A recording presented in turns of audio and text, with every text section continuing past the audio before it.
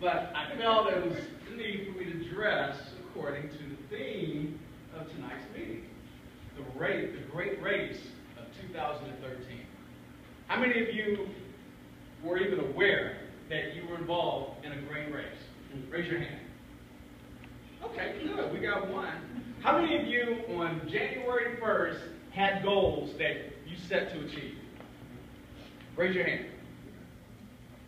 How many of you are still continuing on with those same goals that you set for January 1st?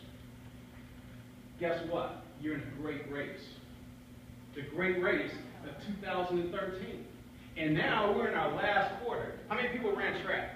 Anybody ran track in here? So you know that anchor leg, that last quarter, you got to gut it out and finish strong. Well, that's what this meeting is about tonight. I want everybody, I told everybody, put on your running shoes, whether you wore them literally or you put on your mental running shoes. And that's what I've got on my real running shoes, bought some brand new ones. And I got on my mental running shoes as well, because we're going to finish this daggone race in fantastic fashion. And what's so great about it, it's a win-win situation. You can't lose. It's your goal that you set. You're not racing against Curry, or you don't have to worry about Laura. They're not going to run you down. This is the type of race that you can cheer everybody along. Think about this. How many people have ever heard of Roger Bannister? Okay, I'm going to educate you on something.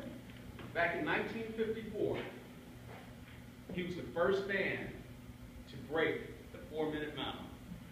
You know, the 4-minute mile was looked upon as just like when in the medical field they said if you open up the heart, folks are going to die. If you cut into the brain, oh, we're going to, the sky's going to fall and Earth is going to come to an end.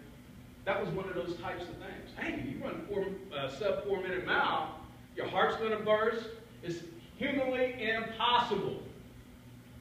But Roger Bannister had a goal.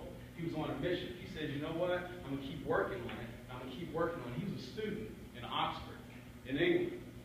And in 1954, the man went out and he ran 3 minutes, 59.44 seconds. Awesome, right? It was. I mean, it was, everybody talked about it, but they didn't get long because here comes another person, not even 60 days later, broke the record. Why? Why did they do it? Why? Because, see, now it's not impossible anymore, right? So those same goals that you set January 1st, they're possible. And so think about that throughout this meeting, and I'll give you little nuggets. I'll throw stuff at you, and just to keep you a little pumped up. And shoot, we might just pump each other up the rest of the last quarter of 2013. Is that all right? All right. All right.